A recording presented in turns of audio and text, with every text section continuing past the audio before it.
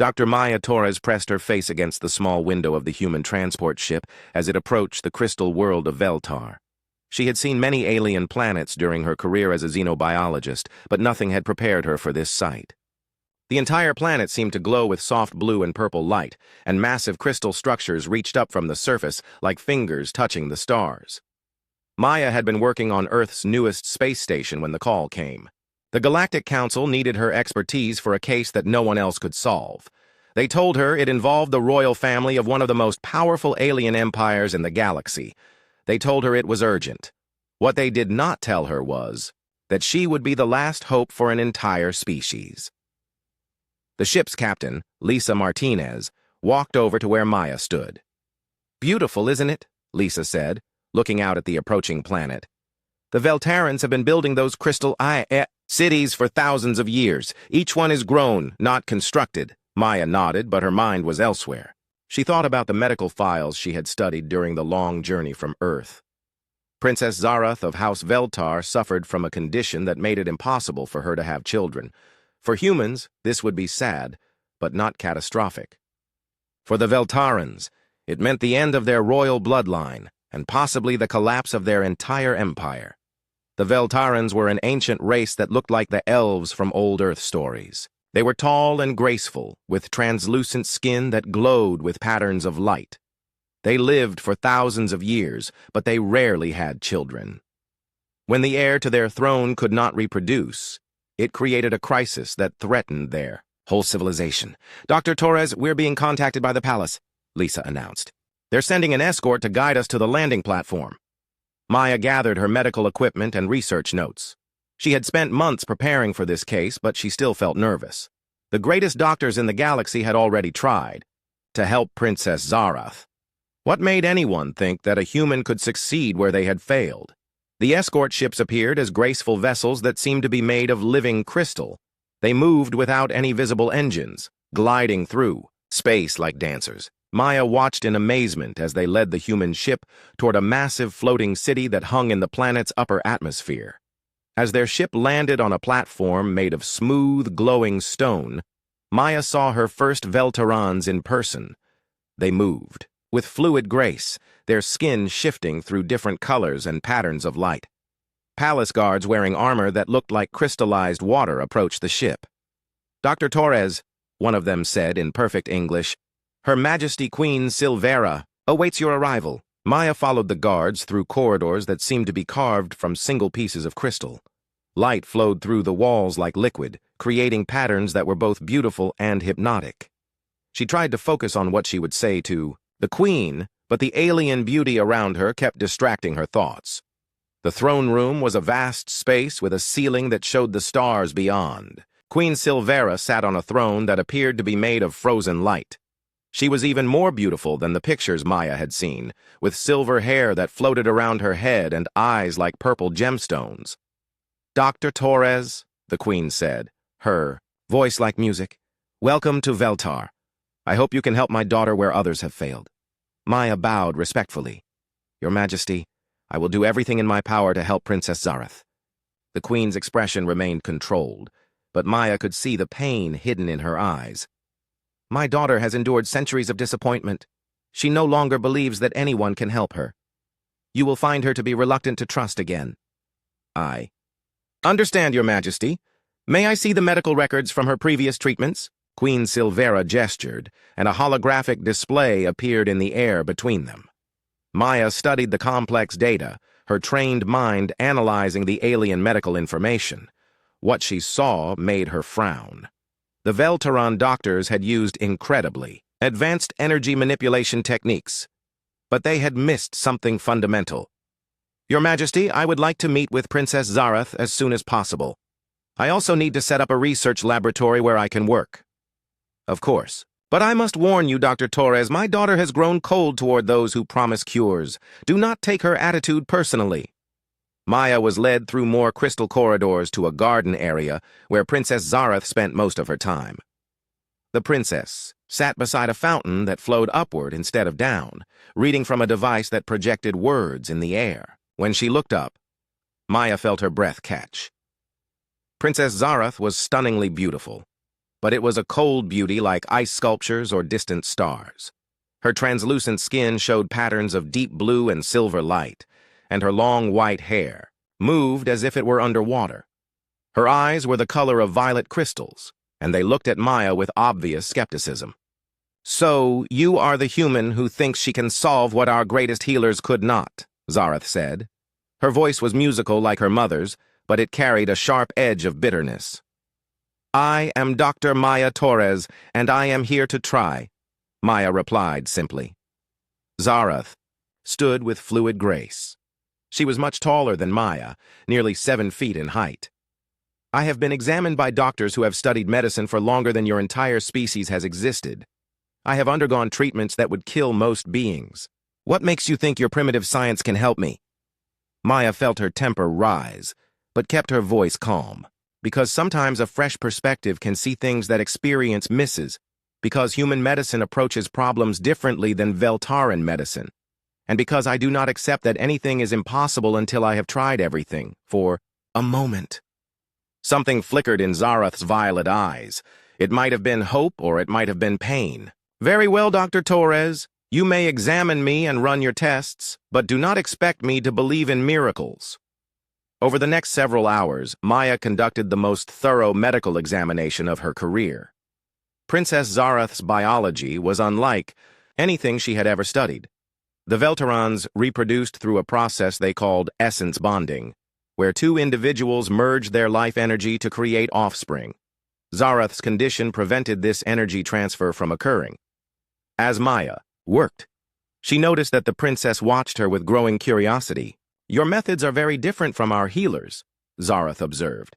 "You focus on physical structures rather than energy flows."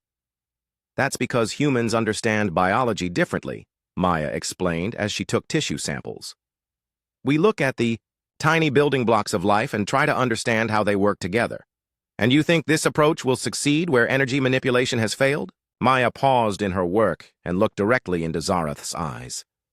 "I think your people have been treating the symptoms instead of the cause. I think the answer might be simpler than anyone realizes." As the day ended, Maya felt both excited and overwhelmed. The data she had collected would take days to analyze properly, but she had already noticed several things that made her think differently about Zareth's condition. More importantly, she had seen past the princess's cold exterior to the lonely, hurting person underneath. Walking back to her quarters through the glowing crystal corridors, Maya made a promise to herself. She would not just try to cure Princess Zareth's medical condition. She would try to heal the deeper wounds that years of disappointment had left on her heart. Maya spent the next 3 days setting up her laboratory in a section of the Crystal Palace that Queen Silvera had provided. The room itself was beautiful, with walls that glowed softly and equipment platforms that seemed to grow from the floor, like living things. But Maya needed human technology, too, so she had brought portable computers and analysis machines from Earth.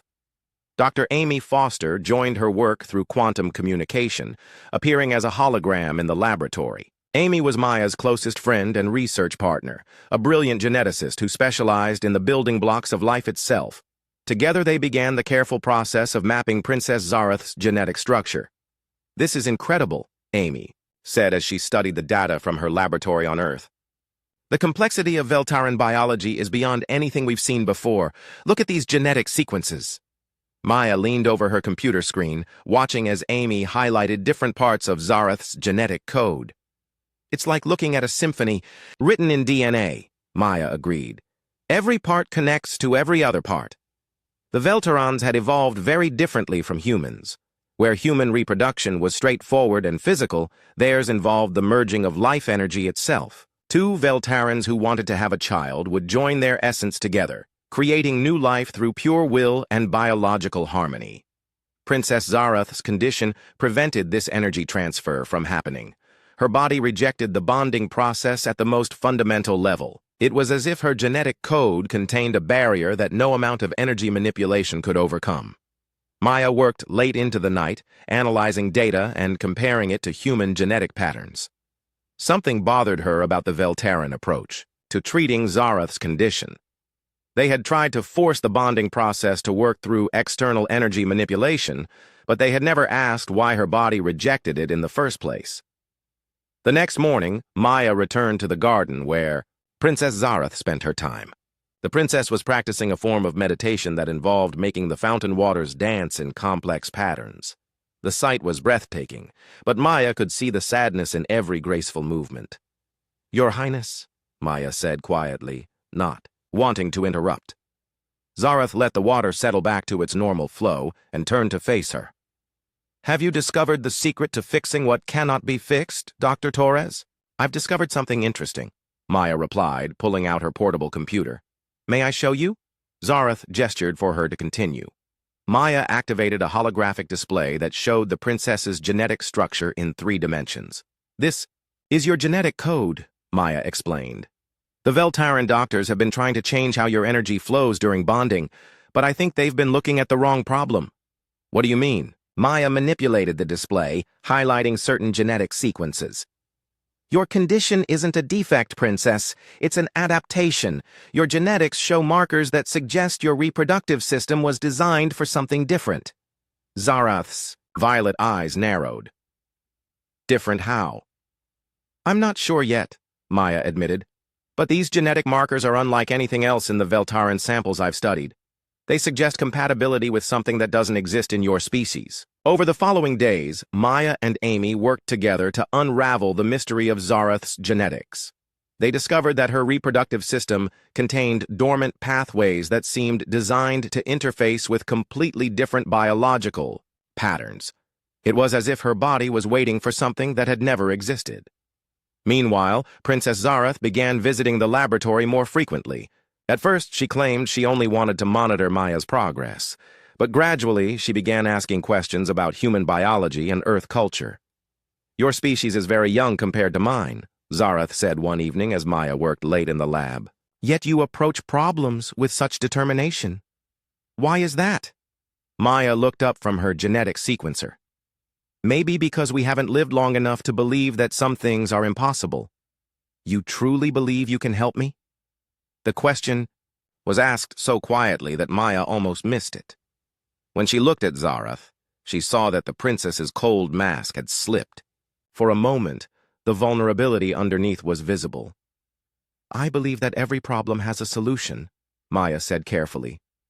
"We just have to be willing to look in places where no one has looked before." Zareth was quiet for a long moment. "I have disappointed my mother and my people for so long. I have begun to think that perhaps I was meant to be the last of my line." "Don't say that," Maya said firmly. "You are not a disappointment. You are a person dealing with a medical condition that no one understands yet." Easy words from someone who has never faced such failure. Maya set down her tools and faced Zareth directly. "You're right. I don't know what it's like to carry the weight of an entire empire's future. But I do know what it's like to be told that something can't be done. Every breakthrough in human medicine came from someone who refused to accept that answer."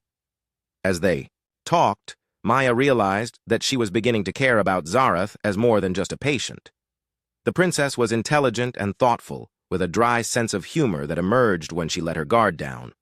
Behind the cold exterior was someone who had been hurt too many times by false hope. The breakthrough came 2 weeks later when Amy made a startling discovery. "Maya, you need to see this immediately," Amy's hologram said, her voice filled with excitement. Maya rushed to the communication station. "What did you find?" "I've been comparing Zareth's genetic markers to our database of Earth species. The compatibility patterns in her DNA don't match anything on Veltar, but they do match something else." "What?" Amy's image smiled. "They match human genetic patterns. Not exactly, but close enough that compatibility might be possible." Maya stared at the data in shock. "That's impossible. Our species evolved on completely different worlds." "I know, it sounds crazy, but the numbers don't lie. Princess Zareth's reproductive system shows genetic markers that would be compatible with human DNA. It's as if evolution designed her to reproduce with a species that shouldn't even exist in her galaxy." The implications were staggering. If Amy was right, then Zareth's condition wasn't a medical problem at all. It was her body waiting for something that had never been available before. A human partner. Maya spent the next several days verifying. Amy's findings, every test confirmed the same impossible result. Princess Zarath's genetics contained dormant pathways that could theoretically interface with human reproductive biology.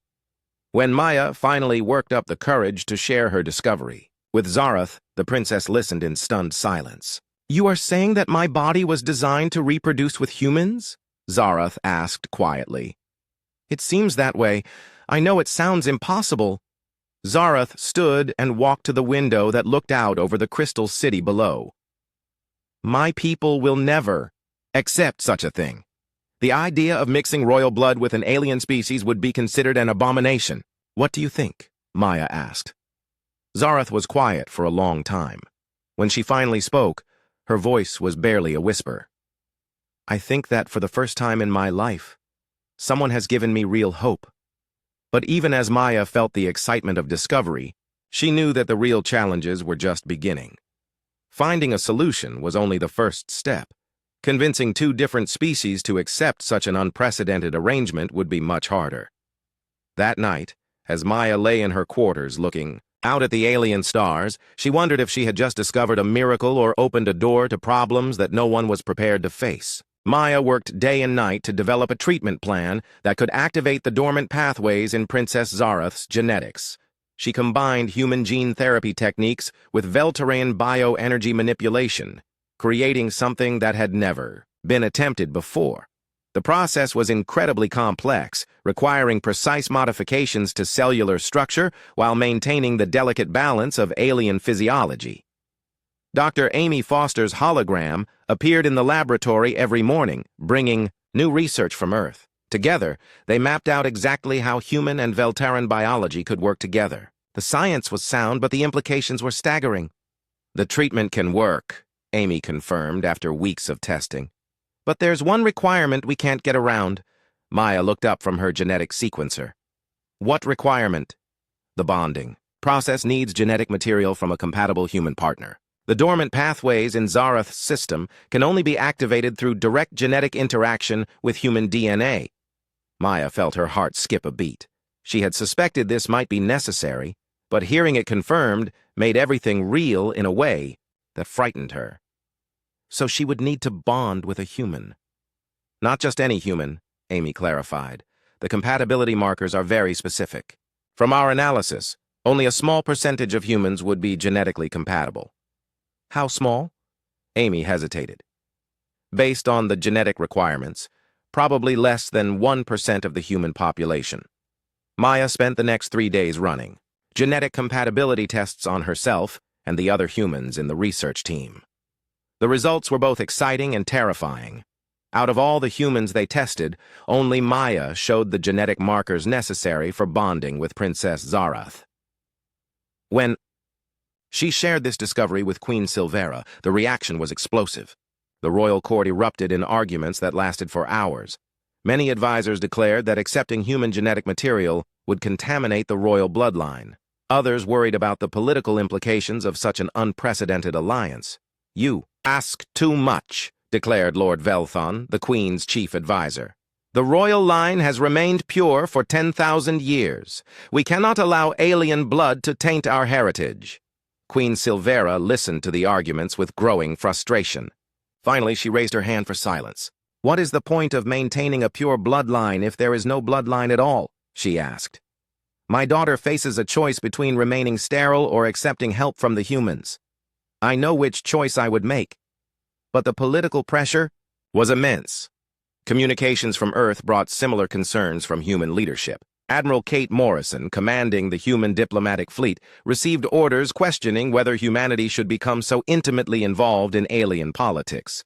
Dr. Elena Vasquez arrived from Earth 3 days later to review the project.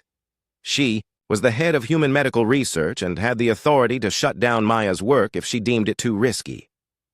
"Dr. Torres," Elena said as she toured the laboratory, "what you've accomplished here is remarkable, but the political implications are enormous. Are you prepared for the consequences of such an unprecedented relationship?" Maya had been asking herself the same question. Her feelings for Princess Zarath had grown far beyond professional interest. The princess was intelligent, thoughtful, and surprisingly funny when she let her guard down. but Maya worried that her personal feelings might be clouding her scientific judgment. "Dr. Vasquez, this isn't about politics," Maya replied. "It's about helping someone who needs help." "Is it? Or is it about your feelings for an alien princess?" The question hit closer to home than Maya wanted to admit. She had tried to keep her growing attraction to Zareth separate from her medical work, but it was becoming impossible. Meanwhile, Princess Zareth faced her own crisis. The knowledge that Maya was the only human who could help her created a complex mix of hope and fear. She had spent centuries believing that she was destined to be alone. The possibility of having children was everything she had dreamed of, but the cost seemed overwhelming. "You ask me to trust not just my future, but the future of my entire people to one human," Zareth said during one of their evening conversations in the garden. "I'm asking you to trust yourself," Maya replied. "This is your choice to make, not your mother's or the court's or even mine." Zareth was quiet for a long moment, watching the fountain waters dance in patterns that reflected her mood. "I have never been free to make my own choices. Everything I do affects millions of people." "Then make a choice for yourself for once. What do you want?" The question seemed to surprise Zareth. "What I want has never mattered before. It matters to me." Their eyes met across the garden, and Maya saw something shift in Zareth's expression. The cold mask that the princess usually wore cracked, revealing the person underneath. "I want to believe that this is possible," Zareth said quietly. "I want to believe that someone like you could care about someone like me?" "I do care about you," Maya said. "More than I probably should." The admission hung in the air between them. Both women knew that they had crossed a line from which there was no return. The crisis came to a head when Lord Velthon attempted to have Maya expelled from Veltar. He called an emergency session of the Royal Council and demanded that the human research be terminated immediately. "This alien has bewitched our princess," he declared. "She offers false hope and threatens our most sacred traditions." Princess Zareth surprised everyone by appearing at the council session uninvited. She had never spoken at a formal political gathering before, but she stood before the assembled nobles with quiet dignity. "You speak of sacred traditions," she said, her musical voice carrying to every corner of the chamber. "What tradition is more sacred than the continuation of life itself?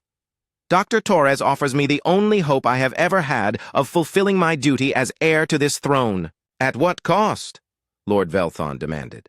"You would pollute our bloodline with alien genetics." "I would choose hope over despair," Zareth replied firmly.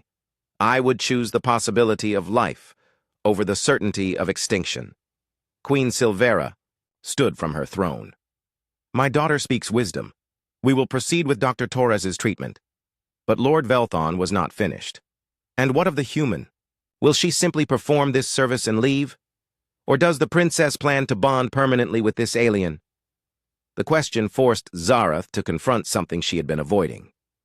The bonding process that Maya described was not a simple medical procedure. It would create a permanent connection between them, essentially making them partners for life. Zareth began, then stopped. She looked across the chamber to where Maya stood watching. "I do not know." That night, Maya found Zareth alone in the garden, sitting by the fountain with tears glowing like liquid starlight on her cheeks. "I never expected to have choices," Zareth said without looking up. "For centuries my path was clear. I would rule alone and die alone, and my line would end with me. Now you offer me possibilities I never dared to dream of." Maya sat beside her on the crystal bench. "What frightens you most? That I am falling in love with you, and I do not know if that is because you are my only hope or because of who you are." The honesty of the admission took Maya's breath away. "What if it's both?" Zareth finally looked at her. "Would that be enough for you? To bond with someone who might only love you because you saved her?" Maya reached out and took Zareth's hand. The princess's skin was warm despite its translucent appearance, and patterns of soft blue light played across her fingers. "I fell in love with you before I knew I could help you," Maya said quietly. "I fell in love with your intelligence and your strength and the way you try to hide how much you care about others. The fact that I can help you is just a bonus." Zarath squeezed her hand. Then I have a choice to make. The next morning, Princess Zarath announced her decision to the royal court. She would undergo the bonding treatment with Dr. Maya Torres as her partner. The announcement sent shockwaves through both human and Veltaran governments, but for Maya and Zarath, it felt like the first day of a new life. The announcement of Princess Zarath's decision created chaos throughout the galaxy. On Veltar, traditionalist nobles threatened to rebel rather than accept a human into the royal bloodline. On Earth, politicians demanded to know why humanity was becoming so deeply involved in alien affairs. Captain Lisa Martinez found herself defending the research station against increasingly aggressive Veltaran military ships. 3 different noble houses had sent vessels to protect the princess from human influence, but their true intent was clearly to prevent the bonding from taking place. Dr. Torres, Lisa said during an emergency briefing, "I've got 12 Veltaran ships surrounding this facility. They're not directly threatening us yet, but they're making it clear that they could stop this procedure if they wanted to." Admiral Kate Morrison's face appeared on the communication screen from her flagship orbiting the planet. "Maya, I'm getting pressure from Earth Command to evacuate you and your team. The political situation is becoming too dangerous." Maya looked around the laboratory where she had spent weeks preparing for this moment. "Admiral, we're less than 48 hours away from the procedure. If we leave now, Princess Zarath will never get another chance. And if you stay, you might not survive the political fallout. Some of these Veltaran nobles are talking about using force to stop the bonding." Princess Zarath entered the laboratory as Maya was speaking with the Admiral. She had heard the conversation and her expression was grim. "Dr. Torres should leave," Zarath said quietly. "I will not have her safety threatened because of my situation." "No," Maya said firmly. "We've come too far to quit now." Admiral Morrison's image on the screen looked concerned. "Maya, be reasonable. This is bigger than just a medical procedure now. You're talking about creating the first human-alien hybrid in galactic history." "That's exactly why we can't stop," Maya replied. "This isn't just about Princess Zarath anymore. This is about proving that different species can work together to solve impossible problems." Over the next 2 days, Maya and Dr. Amy Foster worked frantically to finalize the bonding procedure. The process would require Maya to undergo genetic modifications to make her biology compatible with Veltaran physiology. It was dangerous for both of them, but it was their only chance. Dr. Elena Vasquez had remained on Veltar to oversee the procedure, despite orders from Earth to shut down the project. "I've been a scientist longer than I've been a politician," she told Maya privately. "What you're attempting here could change everything we know about biology." The bonding chamber had been prepared in the deepest part of the Crystal Palace, where the natural energy flows of the planet were strongest. Veltaran technicians had worked alongside human engineers to create a space where both technologies could function together. Princess Zarath spent the day before the procedure in meditation, preparing her mind and body for the energy bonding process. Maya underwent her own preparations, receiving genetic treatments that would allow her human biology to interface with Veltaran energy patterns. "Are you frightened?" Zarath asked as they stood together in the bonding chamber. Maya looked around, at the crystal walls that pulsed with soft light and the complex machinery that combined human and alien technology. "Terrified," she admitted, "but also excited. We're about to do something that no one has ever done before. If this fails, it could kill both of us. If this succeeds, it could change the galaxy." The bonding process began at sunset, when the planet's energy fields were at their strongest. Maya and Zarath lay on crystal platforms that rose from the chamber floor, connected by cables that would monitor their vital signs throughout the procedure. Dr. Amy Foster's hologram appeared beside the platforms, ready to monitor Maya's biological responses from Earth. Veltaran healers took positions around Zarath, prepared to guide the energy flows that would make bonding possible. "Beginning genetic synchronization," Dr. Elena Vasquez announced from the control station. Maya felt a strange tingling sensation as the human gene therapy began activating dormant pathways in her DNA.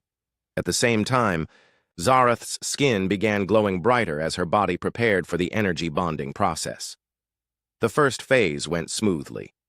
Maya's modified genetics interfaced with the Veltaran technology exactly as the computer models had predicted. But as they moved into the second phase, where their life energies would actually merge, complications began. Maya's heart rate is spiking, Amy announced, her voice tight with concern. Zarath's energy patterns are becoming unstable, one of the Veltaran healers reported. Maya could feel something going wrong. The energy flowing between her and Zarath felt chaotic and painful, like electricity running through her veins. Across the chamber, she could see that Zarath was struggling too, her body convulsing as conflicting energy patterns fought for control. "We need to stop the procedure," Dr. Vasquez said. "No!" Maya gasped, fighting through the pain. "We can make this work." She reached out with her mind, trying to find Zarath's consciousness in the chaos of merging energies. For a moment, she felt nothing but confusion and pain. Then, like finding a light in darkness, she touched Zarath's thoughts. The princess was fighting the bonding process, afraid that merging so completely with another being would destroy who she was. Maya sent feelings of love and reassurance across their mental connection, showing Zarath that joining together would make them both stronger, not weaker. Slowly, Zarath stopped fighting the process. Their energies began to synchronize, creating patterns of light that flowed between their bodies like living music. Maya felt Zarath's consciousness merge with her own, sharing memories and emotions that spanned centuries of alien experience.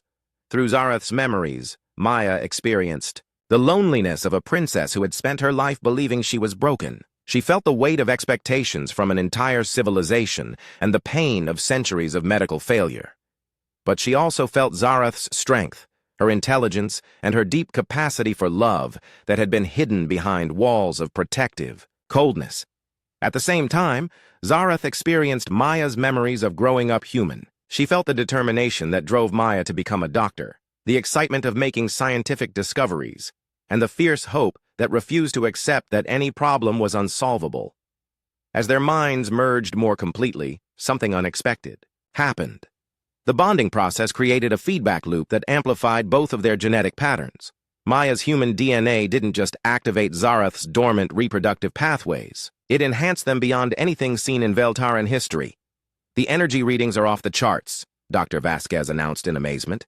"This is creating biological patterns that shouldn't be possible." Maya felt the changes happening in both their bodies. The bonding was creating something new, a hybrid template that combined the best aspects of both species, but the intensity was overwhelming, and she felt her consciousness starting to fade.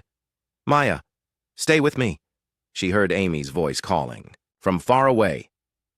Through their mental connection, she felt Zarath pouring her own life energy into Maya, sharing her strength to keep them both stable during the final phase of bonding. The princess's centuries of experience with energy manipulation guided them through the most dangerous part of the process. When the bonding finally completed, both women lay unconscious on the crystal platforms, their bodies glowing with new patterns of light that had never existed before. Monitors showed that their genetic structures had been permanently altered, creating a connection that would last for the rest of their lives. Dr. Vasquez checked their vital signs with trembling hands. "They're stable," she announced. The bonding was successful. When Maya finally woke up hours later, the first thing she felt was Zarath's presence in her mind. Not intrusive or overwhelming, but comforting, like having a piece of someone she loved always with her. Zarath's eyes opened at the same moment, and when she looked at Maya, her expression was filled with wonder. "I can feel you," Zarath whispered. "Even when I'm not touching you, I can feel that you're there." Maya smiled weakly. "Is that good or bad?" "It's perfect." Dr. Amy Foster's hologram was practically bouncing with excitement. "The genetic scans are incredible. You've both been enhanced by the bonding process. Maya, your lifespan has been extended to match Veltaran longevity. Zarath, your reproductive system is now more active than any Veltaran in recorded history." The implications were staggering, but for Maya and Zarath, only one thing mattered. They had survived the bonding process, and they were still themselves, enhanced, connected, and changed forever, but still the people who had fallen in love in a crystal garden under alien stars. 6 months after the bonding ceremony, Princess Zarath stood before the assembled representatives of the Galactic Council to make an announcement that would change the course of history. Her hand rested on her abdomen, where new life grew beneath, her glowing skin. "I am pleased to announce that the royal line of Veltar will continue," she said, her musical voice carrying to every corner of the great assembly hall. "My bonded partner, Dr. Maya Torres, and I are expecting our first child." The reaction was immediate and explosive. Some delegates cheered, others sat in stunned silence, and a few walked out in protest. But Maya, watching from the observers' gallery, felt only joy and pride as she looked at the woman who had become her life partner. The pregnancy had been detected just 4 months after their bonding, confirming what Dr. Amy Foster's genetic analysis had predicted. The child growing inside Zarath was a perfect fusion of human and Veltaran biology, possessing genetic markers from both species that had never existed before. Maya had been granted permanent residency in the Veltaran Empire and given the title of Royal Consort, though she preferred to be called by her medical title. Together, she and Zarath had established the first interspecies medical research institute, where scientists from dozens of different worlds came to study their breakthrough. The Institute for Cross-Species Medical Research had become the most advanced facility of its kind in the galaxy. Maya spent her days working with brilliant minds from across the stars, developing treatments that combined the medical knowledge of multiple civilizations. But the work was not without its challenges. Political tensions remained high as conservative factions on both Earth and Veltar struggled to accept the new reality. Some human politicians complained that Maya had exceeded her authority by bonding with an alien princess. Some Veltaran nobles still considered the royal bloodline contaminated by human genetics. "The old ways of thinking are hard to change," Dr. Elena Vasquez said during one of her visits to the Institute. "But what you've accomplished here is forcing people to reconsider everything they thought they knew about biology and reproduction." Maya looked out the window of her laboratory, at the crystal spires of the Veltaran capital city. In the distance, she could see construction beginning on the new human embassy, a symbol of the growing cooperation between their species. "Sometimes I wonder if we've opened a door that we're not ready to walk through," Maya admitted. "Every great advancement in science requires someone brave enough to take the first step," Elena replied. "You and Zarath didn't just solve her medical problem. You proved that the barriers between species aren't as permanent as we thought." The truth of that statement became clear as Zarath's pregnancy progressed. Medical scans revealed that their child possessed abilities that neither parent had. The baby showed signs of both human adaptability and Veltaran energy manipulation, creating possibilities that no one had imagined. Dr. Amy Foster, who had moved to Veltar to work at the Institute full-time, conducted daily scans of the developing child. "The genetic patterns are stable," she reported during one of their regular meetings. "But the energy readings are unlike anything we've ever seen." "What does that mean for the baby?" Zarath asked, her protective instincts already strong. "It means your daughter is going to be extraordinary," Amy replied with a smile. They had learned the baby's gender just the week before, and both parents were thrilled. Zarath had chosen the name Stella, which meant star in human languages, and new light in ancient Veltaran. It seemed perfect for a child who represented the joining of two worlds. As the pregnancy neared its end, representatives from across the galaxy requested permission to witness the birth. The child would be the first confirmed human-alien hybrid, and her arrival would mark a new chapter in galactic history. But Maya and Zarath insisted on privacy for the actual birth. They wanted their daughter's first moments to be about family, not politics or science. The birth took place in the Royal Medical Center, with Dr. Amy Foster and the best Veltaran healers attending. The labor was long and difficult, as Stella's unique biology created complications that no one had expected.